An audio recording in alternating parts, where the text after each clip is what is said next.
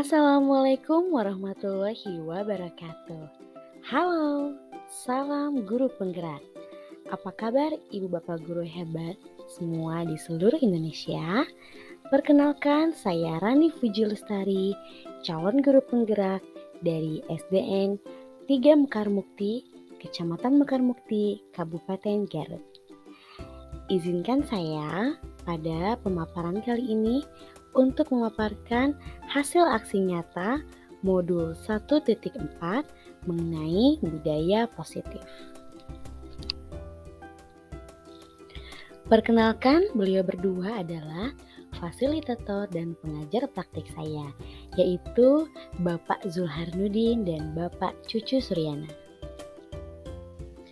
Berikut ini merupakan rancangan tindakan untuk aksi nyata saya. Yang pertama adalah latar belakang. Murid tidak suka peraturan karena selama ini jika mereka melakukan pelanggaran maka akan mendapatkan hukuman dan cenderung akan mempermalukan dirinya. Selanjutnya adalah tujuan aksi nyata. Yang pertama adalah menciptakan murid yang merdeka dan disiplin diri yang kuat. Yang kedua adalah menumbuhkan budaya positif di sekolah dengan meyakini nilai-nilai kebijakan universal. Kemudian, tolak ukurnya adalah terbentuknya keyakinan kelas melalui kegiatan kesepakatan kelas yang dilakukan wali kelas dan siswa. Kemudian, siswa mampu menerapkan dan menjalankan keyakinan kelas yang telah dibuat bersama-sama. Selanjutnya adalah lini masa tindakan, yaitu langkah-langkah tindakan yang akan dilakukan. Yang pertama, saya menghadap kepala sekolah untuk menjelaskan pentingnya penanaman budaya positif dan keyakinan kelas di sekolah, serta meminta izin untuk mendiseminasikan bersama rekan guru. Yang kedua adalah mengumpulkan rekan guru untuk melakukan diseminasi pemahaman materi budaya positif. Di antaranya adalah keyakinan kelas dan segitiga restitusi. Yang ketiga adalah berkolaborasi atau berkoordinasi dan berkolaborasi dengan wali kelas untuk membuat keyakinan kelas di kelas masing-masing. Yang keempat adalah memantau, merefleksi, dan mengevaluasi keyakinan kelas yang telah dibuat. Berikut merupakan dukungan yang diperlukan. Yang pertama, dukungan dari kepala sekolah, rekan guru, serta murid agar tindakan yang telah disusun dapat dilakukan secara lancar dan menyeluruh. Nah, sahabat guru hebat semua dimanapun kalian berada, berikut merupakan kegiatan diseminasi di sekolah saya mengenai pemahaman dan pengenalan budaya positif. Nah, ini merupakan gambar pada saat saya melaksanakan diseminasi di SDN 3 Mekarmukti, Kecamatan Mekarmukti, Kabupaten Garut. Saya bersama rekan-rekan saya mengikuti ini kurang lebih selama 40-50 menit dan dilaksanakan secara menyenangkan dan mengesankan. Nah, ini gambar-gambar kami. Kemudian saya melakukan sedikit ice breaking atau memberikan pengertian mengenai ilusi kontrol agar mereka lebih memahami dan mengerti mengenai apa yang akan saya jelaskan. Kemudian di sini suasana kelas terlihat sangat menyenangkan dan seru sekali. Saya dan rekan-rekan guru mempraktekkan ilusi kontrol. Dan pada slide selanjutnya saya menjelaskan mengenai budaya positif yang akan dilakukan dan harus dilaksanakan di sekolah SD 3 Mekarmukti. Dan ini adalah slide-slide yang saya jelaskan kepada rekan-rekan sejawat saya mengenai budaya positif. Di antaranya adalah mengenai perubahan paradigma belajar, disiplin positif, restitusi, keyakinan kelas, 5 kebutuhan dasar manusia, 5 posisi kontrol segitiga restitusi. Dan selanjutnya penjelasan-penjelasan secara detail saya jelaskan di berbagai slide yang ada di sini.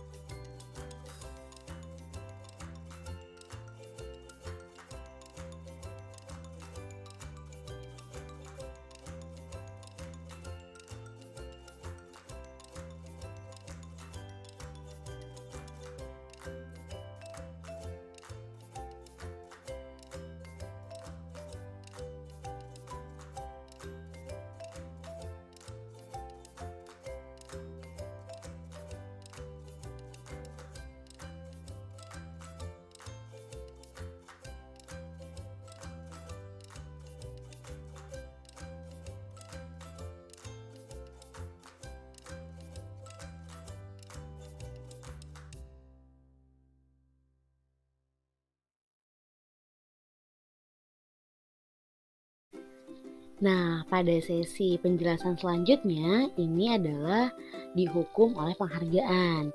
Saat kita berulang kali menjanjikan hadiah kepada anak-anak agar berperilaku bertanggung jawab, atau kepada seorang murid agar mempelajari sesuatu yang baru, atau kepada seorang karyawan agar melakukan pekerjaan yang berkualitas, kita sedang berasumsi mereka tidak dapat melakukan atau mereka tidak akan memilih untuk melakukannya.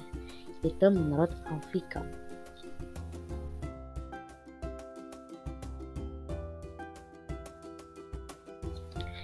Nah, lalu ada penghargaan tidak efektif.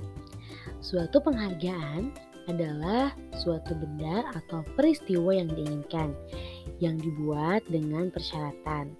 Hanya jika Anda melakukan hal ini, maka Anda akan mendapatkan penghargaan yang diinginkan.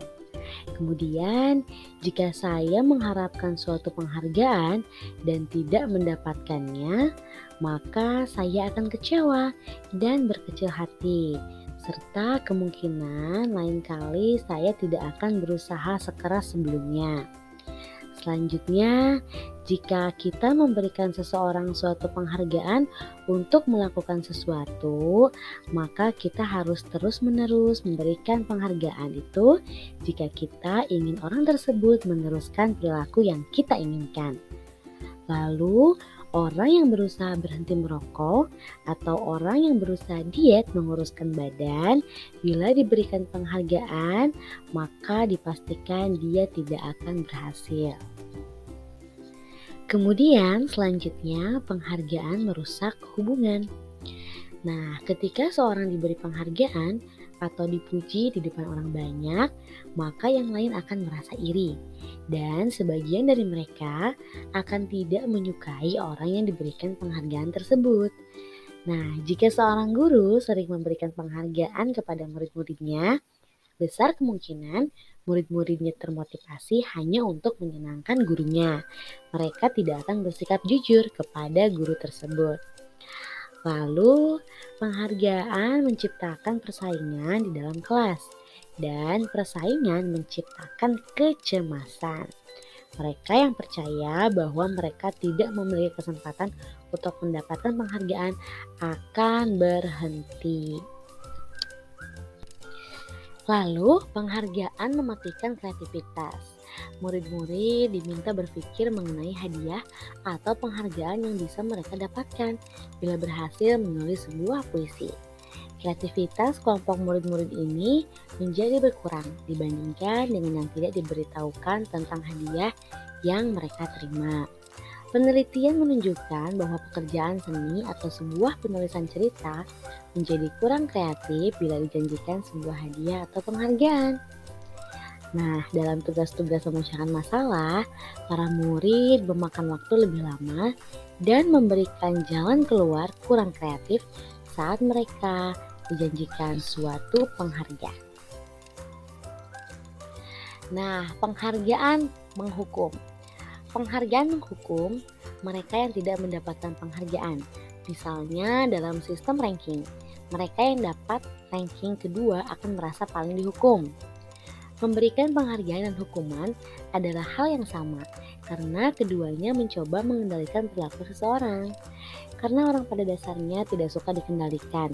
Dalam jangka waktu lama, penghargaan akan terlihat sebagai penghukum. Jika suatu penghargaan diharapkan namun Anda tidak mendapatkannya, Anda akan merasa dihukum.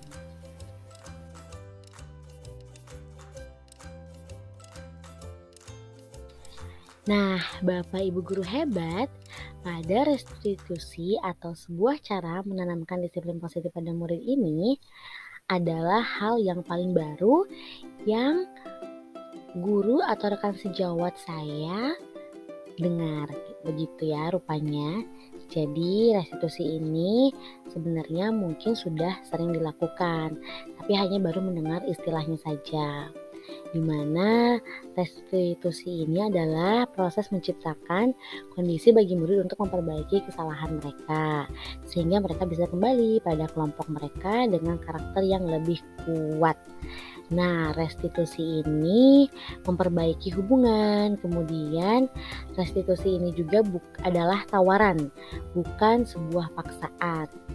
Nah, restitusi ini juga bisa menuntun anak untuk melihat ke dalam dirinya. Restitusi ini juga bisa mencari kebutuhan dasar yang mendasari tindakan anak tersebut. Nah, ini dia gambar segitiga restitusi, dimana akan saya jelaskan sebagai berikut. Nah, ini yang pertama ada menstabilkan identitas atau stabilize the identity, yaitu bagian dasar dari segitiga restitusi yang bertujuan untuk mengubah identitas anak dari orang yang gagal karena melakukan kesalahan menjadi orang yang sukses. Nah, anak yang melanggar peraturan karena sedang mencari perhatian adalah anak-anak yang sedang mengalami kegagalan. Dia mencoba untuk memenuhi kebutuhan dasarnya, namun ada benturan. Kalau kita mengkritik dia, maka kita akan tetap membuatnya dalam posisi gagal. Kalau kita ingin ia menjadi reflektif, maka kita harus meyakinkan si anak dengan cara mengatakan kalimat-kalimat seperti berbuat salah itu tidak apa-apa, Nak. Nah, itulah salah satu contohnya. Kemudian yang kedua ada validasi tindakan yang salah. Nah, dalam hal ini dilakukan dengan suatu tujuan, yaitu memenuhi kebutuhan dasarnya. Kalau kita memahami kebutuhan dasar apa yang mendasari sebuah tindakan, kita akan bisa menemukan cara-cara paling efektif untuk memenuhi kebutuhan tersebut. Nah, lalu yang terakhir adalah menanyakan keyakinan. Dalam teori kontrol menyatakan bahwa kita pada dasarnya termotivasi secara internal. Ketika identitas sukses telah tercapai dan tingkah laku yang salah telah divalidasi, maka anak akan siap untuk dihubungkan dengan nilai-nilai yang dia percaya dan berpindah menjadi orang yang dia inginkan. Pertanyaan-pertanyaan di bawah ini menghubungkan keyakinan anak dengan keyakinan kelas atau keluarga. Misalnya, apa yang kita percaya sebagai kelas atau keluarga? Kemudian, apa nilai-nilai umum yang kita telah sepakati? Bismillahirrahmanirrahim. Assalamualaikum warahmatullahi wabarakatuh. Waalaikumsalam warahmatullahi wabarakatuh. Alhamdulillahirrahmanirrahim. Selamat siang Bapak Ibu semuanya. Siang. Salam sejahtera untuk Ibu Bapak semua ya. Alhamdulillah pada hari ini kita dapat berkumpul di ruang kelas 6 ini dalam keadaan sehat walafiat. Nah, baik. Kebetulan hari ini saya juga merangkap sebagai moderator ya Bapak Ibu dalam rangka diseminasi budaya positif modul 1.4 aksi nyata yang dilakukan oleh calon guru penggerak Ibu Rani Fujil Lestari di SDN 3 Mekarmukti Kabupaten Garut. Baik Bapak Ibu, marilah kita mengawali acara ini dengan mengucapkan bismillah. Bismillahirrahmanirrahim. Langsung saja pada acara pertama, yakni pemberian sambutan oleh Bapak Kepala Sekolah atau yang mewakilinya. Kepada Pak Wan Sofyan kami persilakan.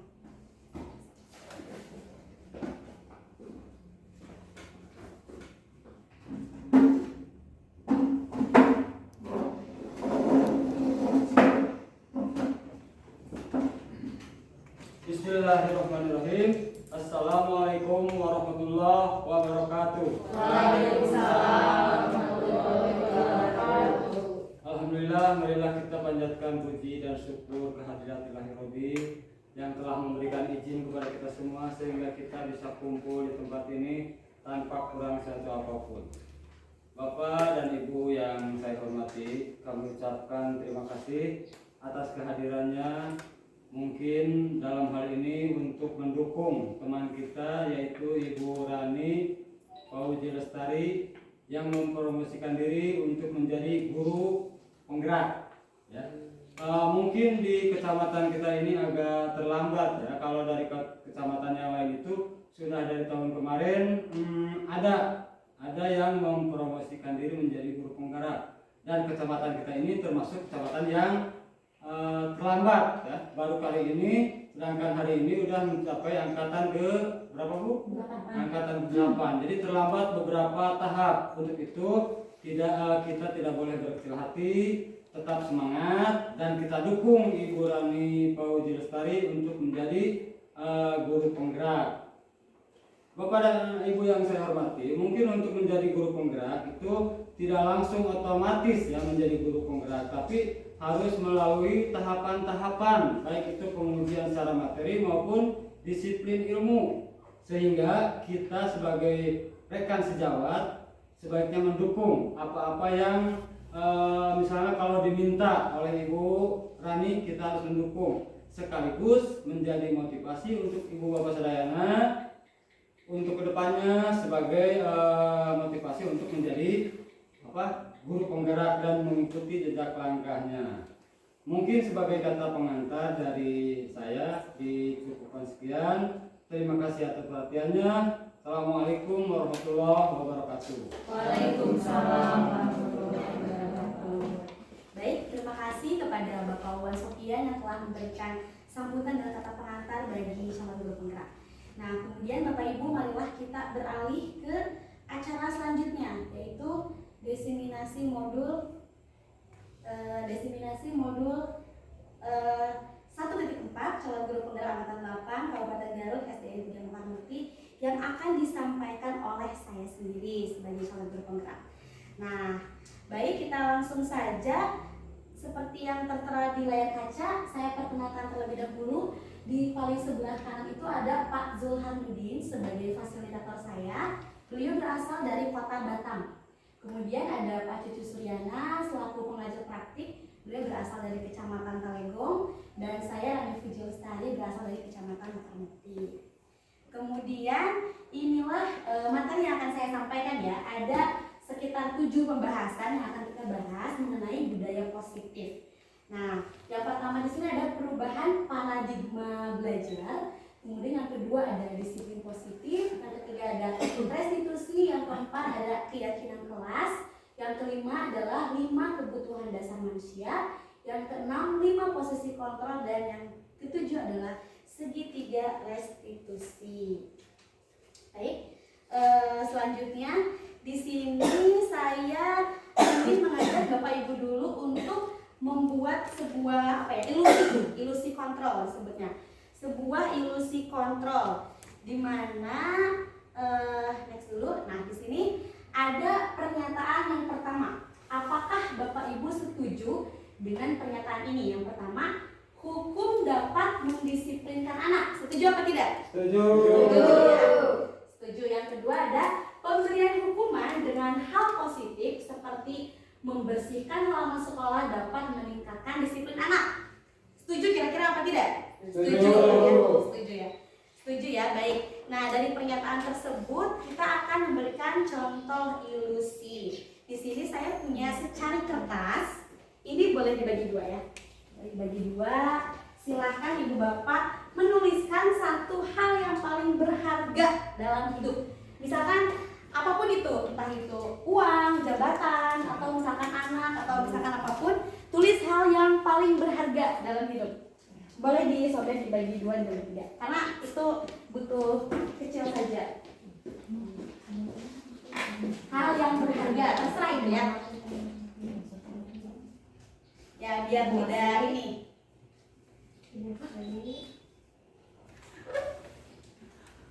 Karena nanti kita akan samakan persepsi gitu. Kita ilusikan sebuah hukum dengan apa yang kita miliki. Sudah ditulis? Belum. Coba ditulis terlebih dahulu.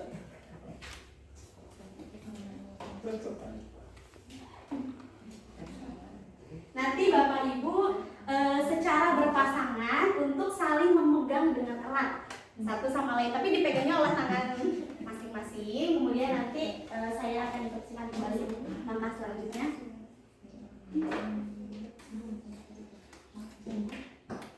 Maaf, boleh apa pertanyaannya, boleh diulangi?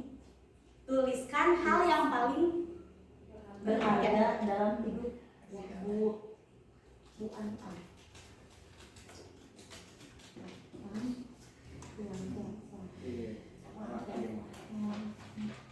Sudah Ibu Bapak? Baik. Coba Ibu Bapak pegang erat tangannya, angkat ke atas, tangan kanan. Yang dipegang itu kertas kecil. Nah, pegang. Kira-kira apabila Ibu memiliki hal yang paling berharga, apakah Ibu rela temannya merebut? Enggak. Tidak. Berarti dipegang erat, dikepalkan, kemudian lihat pasangannya. Nggak mau. Ini ada tiga berarti Iya, iya, lihat pasangannya boleh bertiga. Wah, saya Nggak apa-apa ya. segitiga Coba. dua. Saling tarik untuk membuka. Kira-kira ini kan hal yang paling berharga dalam hidup kita. Apakah Ibu Bapak rela untuk memberikannya secara sukarela? Tidak. Atau Ibu Bapak akan memberikannya begitu saja? Coba kita praktekkan sebentar saja. Coba saling berhadapan untuk saling merebut apa yang dirasakan. Apa yang dirasakan ketika kita saling merebut apa yang kita miliki.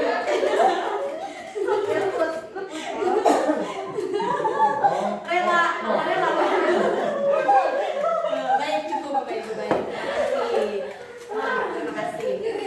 Berarti sekarang saya ingin salah seorang mengemukakan bagaimana rasanya direbut atau saling merebut sesuatu hal yang paling berharga. Kira-kira silahkan Ibu Ana kemukakan pendapatnya. Bagaimana perasaan ketika barusan saling merebut apa yang dimiliki yang paling berharga gitu.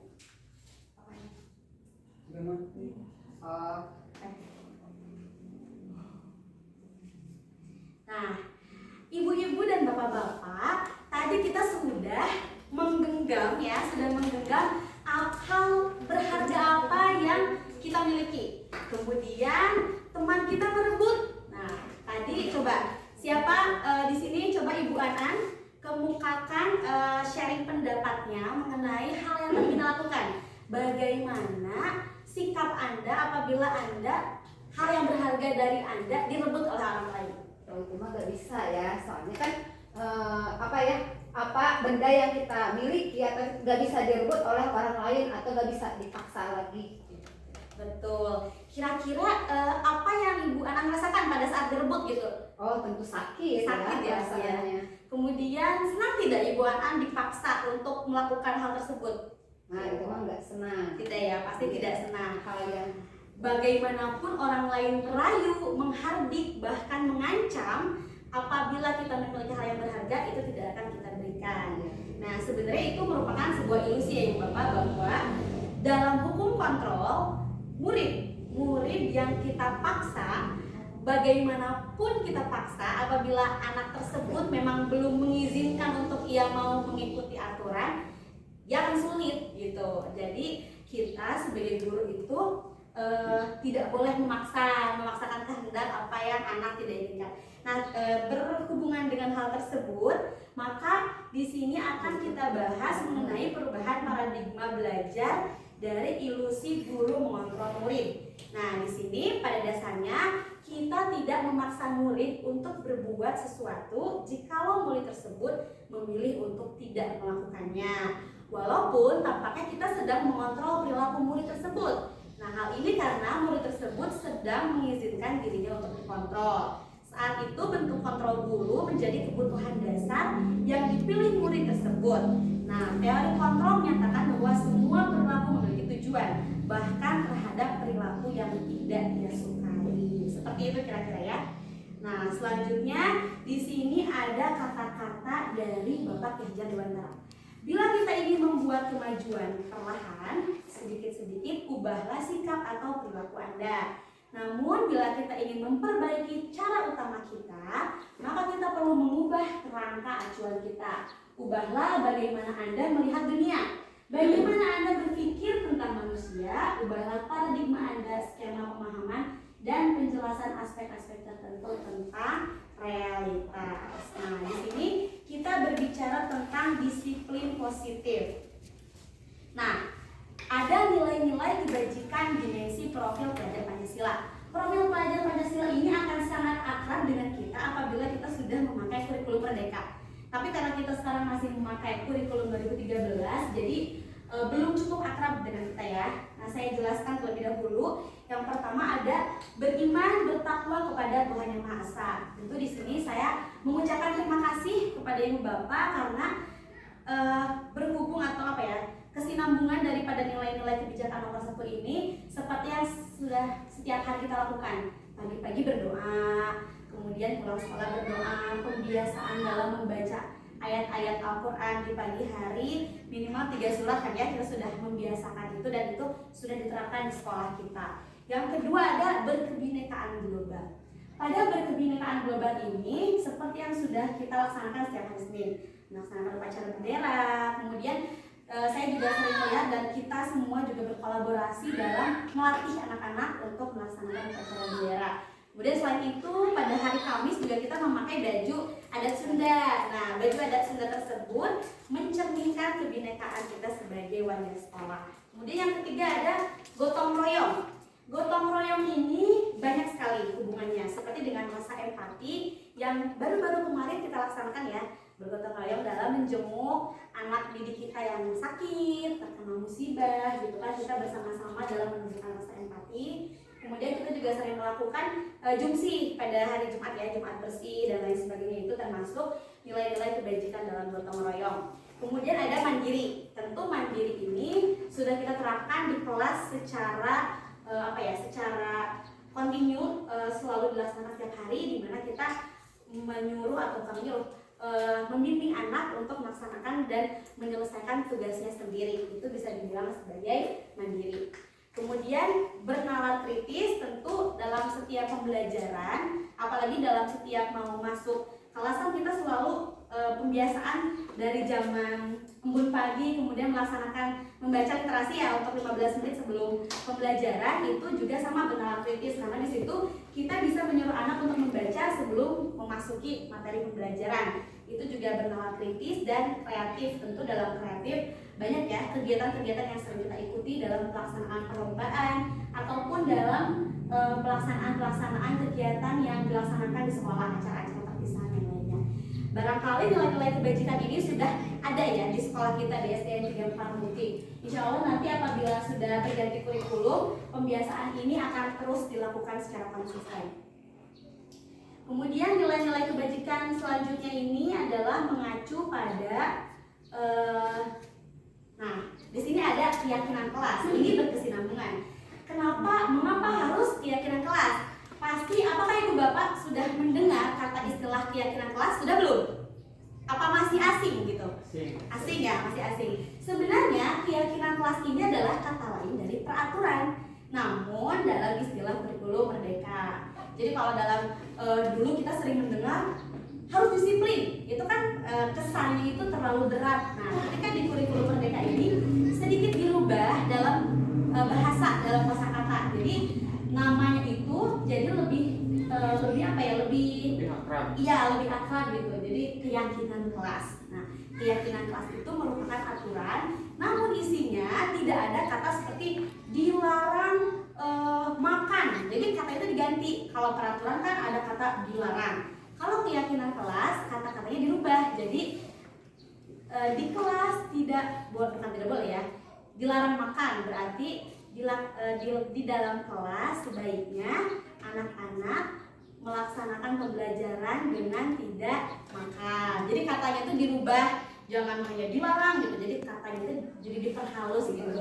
Ya, sehingga anak-anak itu tidak terlalu wah takut kalau mendengar kata dilarang tuh mindsetnya itu lebih menakutkan gitu.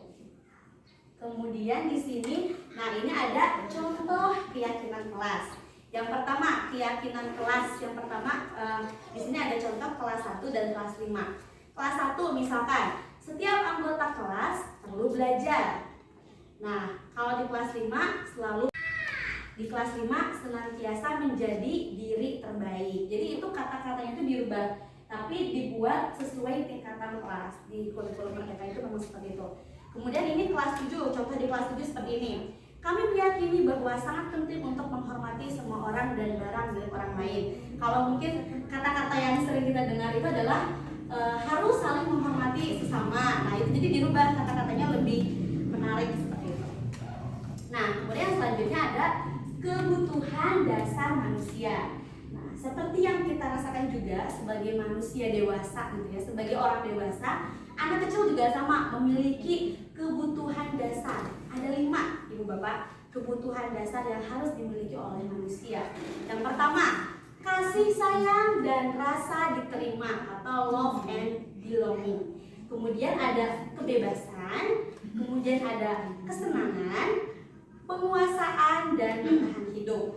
Nah, Bapak Ibu, apabila kita menemukan anak yang secara emosional dia tidak stabil atau secara emosional dia mencerminkan sikap anak yang kurang baik dalam menampakkan dirinya, barangkali ada salah satu dari kebutuhan dasarnya yang tidak terpenuhi. Nah, jadi tidak boleh kita semerta-merta untuk marah apabila menemukan hal tersebut. Jadi kita harus banyak memahami lah, oh mungkin anak tersebut memiliki kekurangan dalam hal kebutuhan dasarnya seperti itu. Nah, kemudian ini nih yang paling penting. Ada 5 posisi kontrol yang harus kita miliki sebagai guru. Nah, yang pertama ada posisi penghukum. Bukan sebagai guru ya, jadi kita ini ada punya 5 posisi kontrol gitu ya sebagai pengajar. Penghukum, yang kedua pembuat rasa bersalah, yang ketiga posisi kita ke murid sebagai teman, posisi sebagai pemantau, dan posisi sebagai manajer. Kita bahas satu persatu. Yang pertama adalah sebagai penghukum. Nah, sebagai penghukum di sini mungkin Bapak Ibu kita sudah sering sadar tidak sadar kita melakukan posisi ini sebenarnya. Yang pertama dalam penghukum itu biasanya nada suaranya tinggi. Kemudian dalam bahasa tubuh dia menampakkan ciri yang menakutkan gitu, seperti matanya melotot atau jarinya menunjuk-nunjuk. Nah, itu dia memposisikan dirinya sebagai penghukum.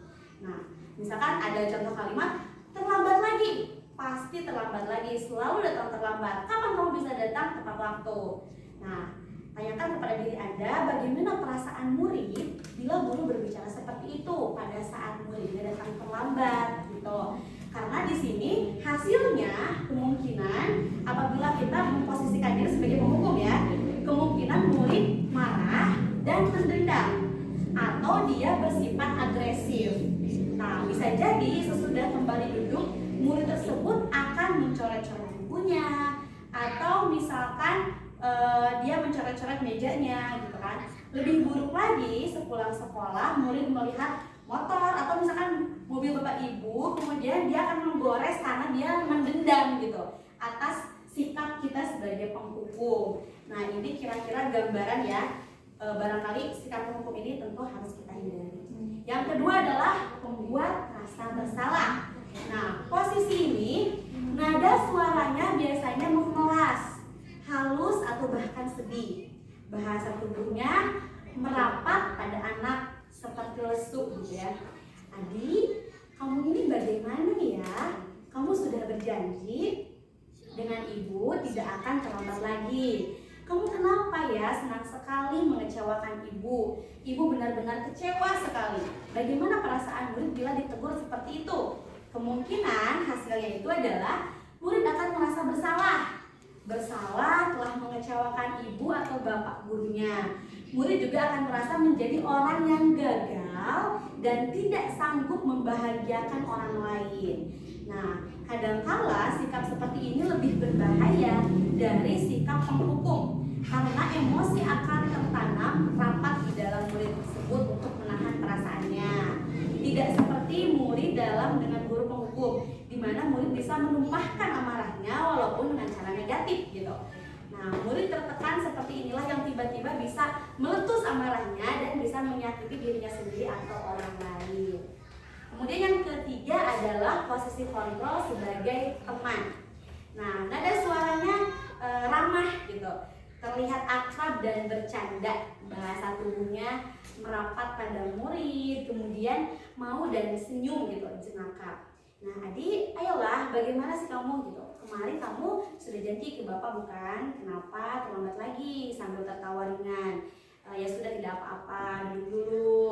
Nanti Pak Guru bantu kamu ini sambil senyum-senyum gitu ya. Bagaimana perasaan murid apabila menemukan guru yang seperti ini? Hasilnya murid akan merasa senang dan akrab dengan guru. Ini termasuk dampak yang positif. Hanya saja di sisi negatif murid menjadi tergantung pada guru tersebut.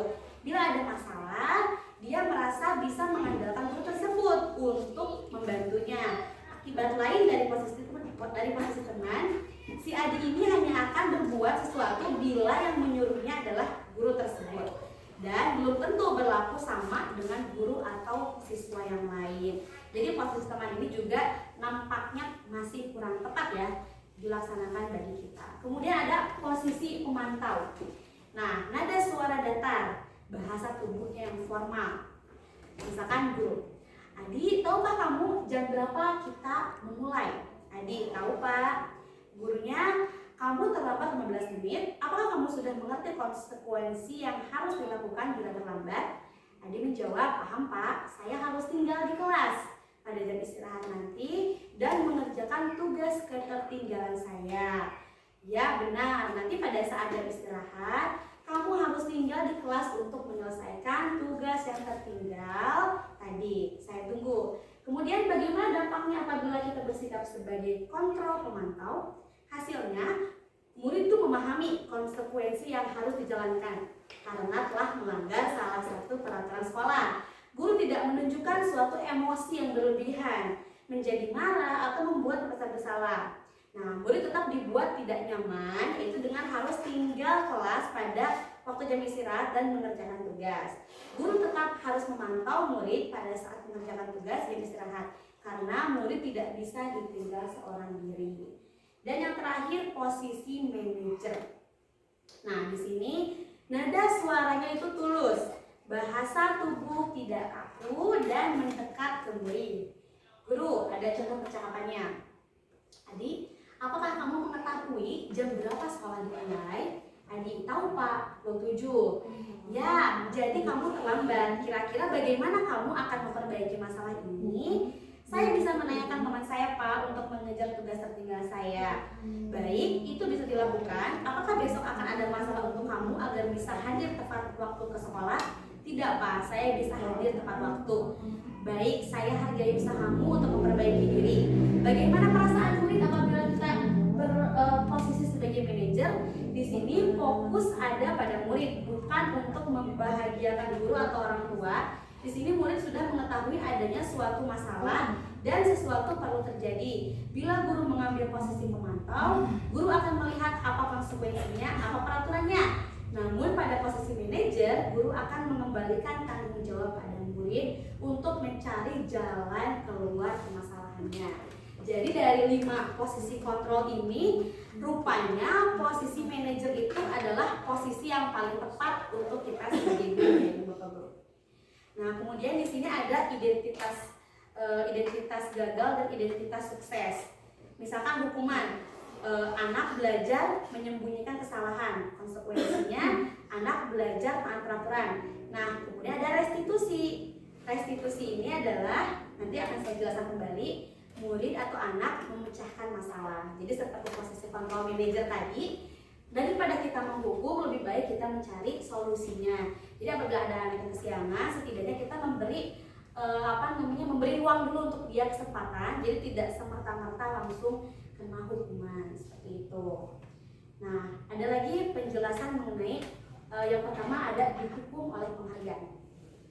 Saat kita berulang kali menjanjikan hadiah kepada anak-anak agar berperilaku bertanggung jawab, atau kepada seorang murid agar mempelajari sesuatu yang baru, atau kepada seorang karyawan agar melakukan pekerjaan yang berkualitas, kita sedang berasumsi mereka tidak dapat melakukannya atau mereka tidak akan memilih untuk melakukannya. Ini menurut Alfikon. Kemudian pengaruh jangka pendek dan jangka panjang apabila mengenai dihukum oleh penghargaan ya. Penghargaan ini efektif jika kita menginginkan seseorang melakukan sesuatu yang kita inginkan dalam jangka waktu pendek. Kemudian jika kita menggunakan penghargaan lagi dan lagi, maka orang tersebut akan bergantung pada penghargaan yang diberikan. Kemudian jika kita mendapatkan penghargaan untuk melakukan sesuatu yang baik, maka selain kita senantiasa berharap mendapatkan penghargaan tersebut, kita pun menjadi tidak menyadari tindakan baik yang kita lakukan. Nah, kemudian penghargaan ini tidak efektif. Masih ada lagi penjelasannya yang lain ya Ibu Bapak. Dan yang terakhir kita akan membahas tentang restitusi. Restitusi itu adalah sebuah tindakan. Ibu Bapak sebelumnya pernah mendengar kalimat restitusi? Pernah tidak? Atau masih asing gitu? Atau masih baru mendengar? Memang kata restitusi ini sebenarnya istilahnya sama saja dengan kata dengan berunding seperti itu ya, cuman kata bahasanya itu berbeda gitu. Restitusi itu adalah sebuah pendekatan untuk menciptakan disiplin positif. Nah, sebagai seorang guru, ketika murid Anda melakukan kesalahan, tindakan mana yang akan Anda lakukan? Yang pertama, menunjukkan kesalahannya dan memintanya melihat kesalahannya baik-baik. Yang kedua ada mengatakan kamu seharusnya tahu bagaimana kamu seharusnya bertindak. Kemudian ada mengingatkan murid Anda akan kesalahannya yang sama di waktu sebelumnya. Kemudian bertanya padanya, kenapa kamu melakukan sesuatu yang seharusnya tidak kamu lakukan? Kemudian mengkritik dan mendiamkannya. Itu adalah hal-hal yang dilakukannya.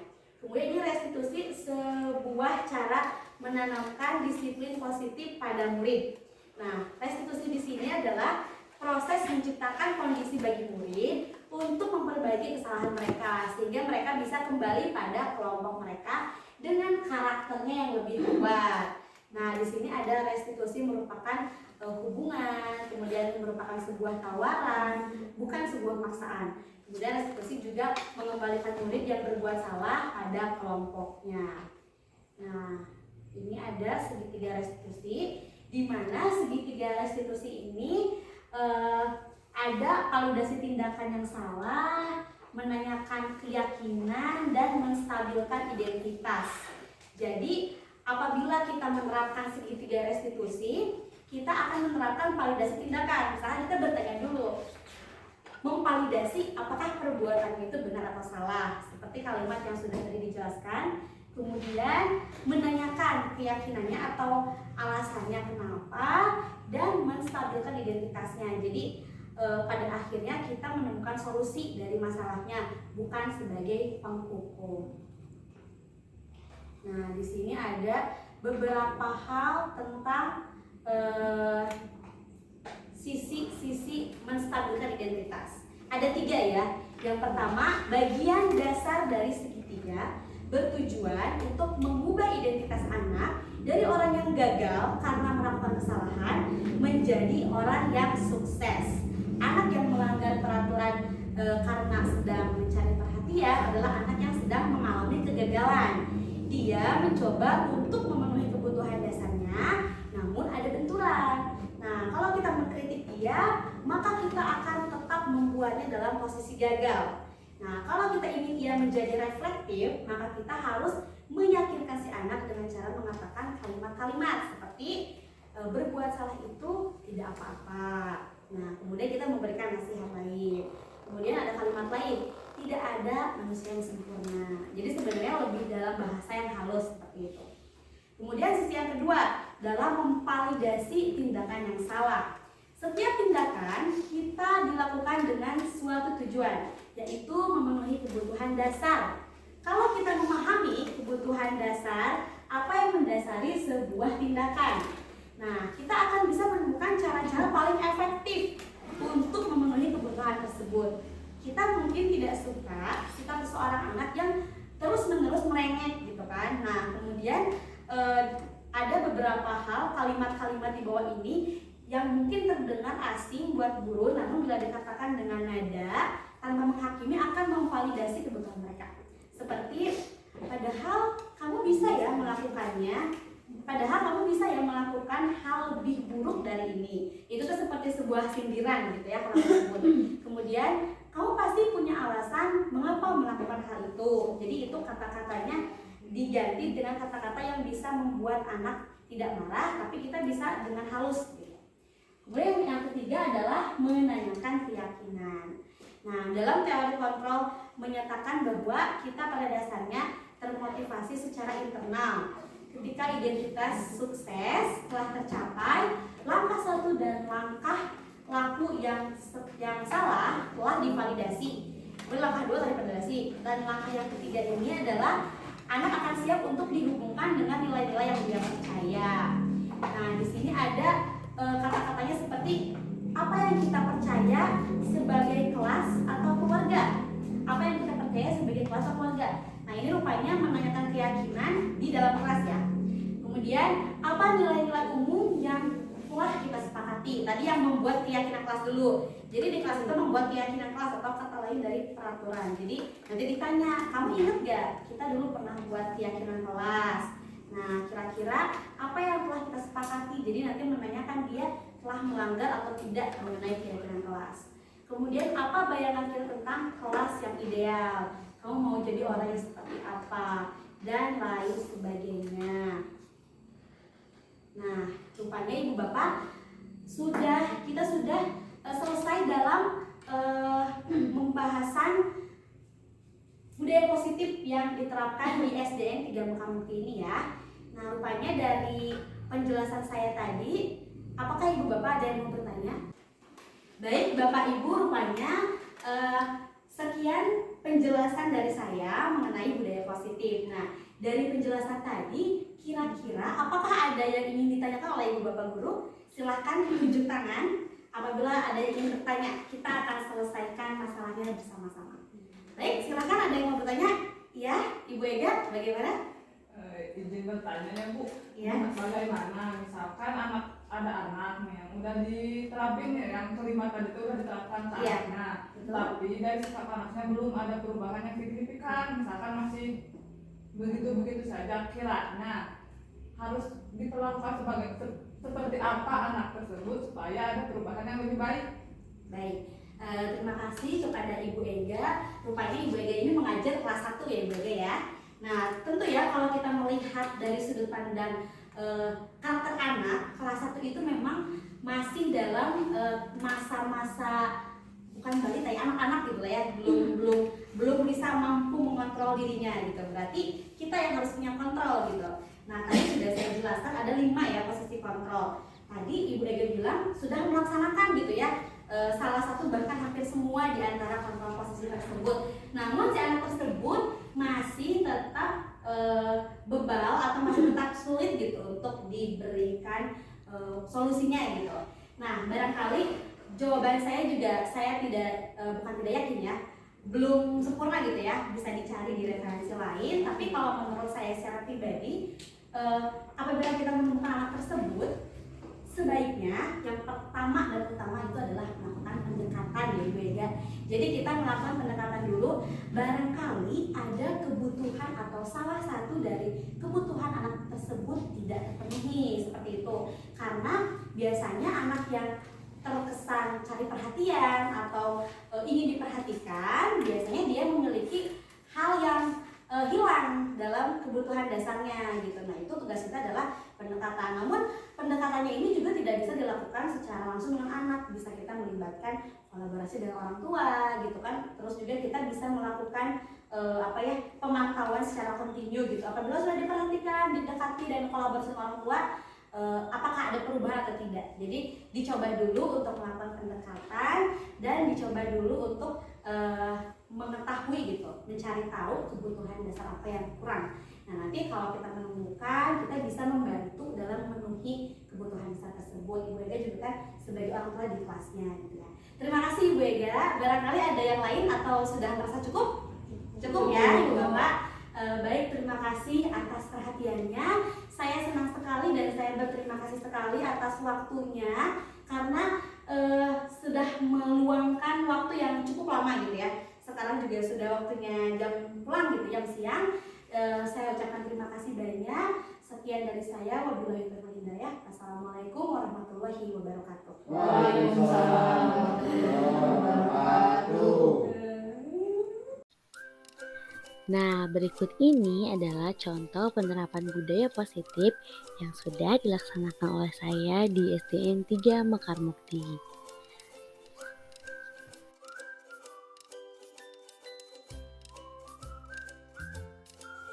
Pagi Diana. Pagi Bu. Baik.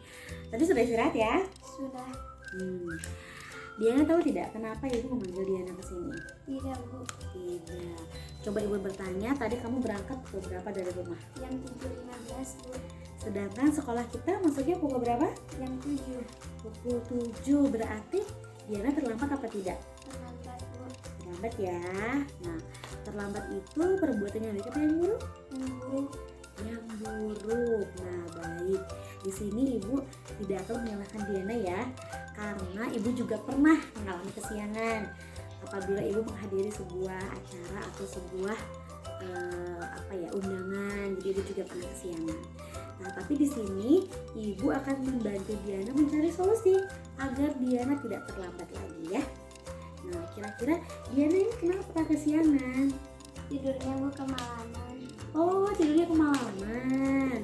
Jam berapa tidurnya, Nak? Jam 9, Bu. Jam 9. Biasanya tidurnya jam 8 ya? Oh, jam 8. Ngapain tuh malam-malam Diana? Nonton TV sambil main HP. Oh, nonton TV. Bukan belajar, bukan? Bukan, Bu. Oh, jadi Diana itu malam malah nonton TV dan bermain handphone gitu. Sampai akhirnya tidurnya kemalaman dan berangkat sekolah kesiangan. Oke, baik. Diana masih ingat tidak tentang kesepakatan kelas yang dulu pernah kita buat pas di awal masuk? Disiplin Dan dan tepat waktu. Disiplin dan tepat waktu. Kira-kira apakah Diana sudah melaksanakan disiplin dan tepat waktu? Belum ya. Nah, mulai hari ini apabila Diana sudah meyakini kata-kata tadi, disiplin dan tepat waktu, Diana sudah meyakini itu, Diana berjanji tidak akan mengulanginya lagi. Janji ya. Jadi Diana akan melaksanakan kedisiplinan dan tepat waktu sesuai dengan keyakinan kelas. Yakin ya. Berarti Diana untuk kedepannya akan berusaha menjadi yang lebih baik lagi ya, lebih baik lagi dan tidak akan terlambat lagi. Oke, betul. Baik, selamat siang Des. Siang, Bu. Nah, kira-kira Desi tahu tidak kenapa Ibu memanggil Desi ke sini? Tidak tahu, Bu. Tidak tahu ya.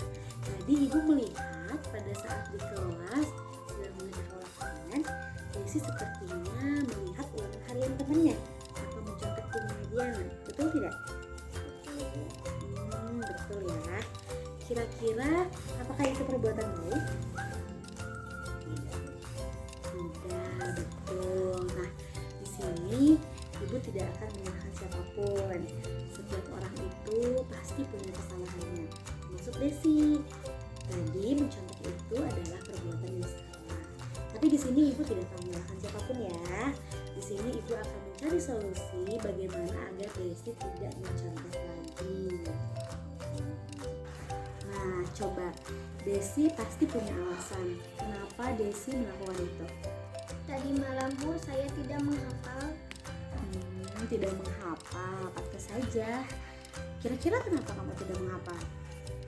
Saya malah asik-asikan main HP Bu. Oh gitu, tuh kan. Kalau misalkan kita keasikan main HP, hasil belajar pun kamu jadi menyontek. Apakah itu perbuatan yang baik? Tidak Bu. Nah, coba kamu ingat-ingat kembali. Dulu pas awal pembelajaran kita membuat kesepakatan kelas. Masih ingat tidak? Iya masih ingat Bu. Apa coba? Jujur dalam bertindak. Aduh, jujur dalam bertindak. Berarti Desi meyakini bahwa mencontek itu bukan perbuatan yang jujur. Yakin? Yakin. Baik, sekarang coba apa yang harus dilakukan jika Desi yakin harus benar-benar jujur dan tidak akan mencontek lagi. Harus belajar sebelum ujian dan mengerjakan semampunya dan serta berdoa kepada Allah Subhanahu wa taala. Nah, apakah Desi sudah yakin? Yakin. Baik, kapan Desi akan memulai? Hari ini kita jangan Ibu percaya bahwa Desi akan jauh lebih baik lagi. Desi tidak akan mengulangi lagi. Yakin ya? yakin. Oke. Halo, Assalamualaikum warahmatullahi wabarakatuh. Halo, saya Desi. Senang sekali melakukan praktik segitiga restitusi. Saya diajarkan mencari solusi dari masalah saya sendiri. Halo, Assalamualaikum warahmatullahi wabarakatuh. Perkenalkan, nama saya Ibu Cucu Sukmawati, guru kelas 1 dari SDN 3 Mekar Mukti. Menurut saya dari apa yang dipaparkan oleh Ibu Rani Puji Lestari mengenai budaya positif di sekolah itu tentunya sangat baik dan bermanfaat. Saya belum mengetahui jenis-jenis budaya positif itu seperti apa. Kemudian selama ini anak-anak hanya melakukan budaya positif itu karena faktor ekstrinsik, karena mereka merasa takut hukuman karena sebuah peraturan yang telah ditetapkan di sekolah. Tetapi setelah mengikuti paparan yang disampaikan oleh Ibu Rani, saya mengetahui bahwa faktor yang lebih penting itu adalah dalam faktor intrinsik. Terima kasih. Assalamualaikum warahmatullahi wabarakatuh.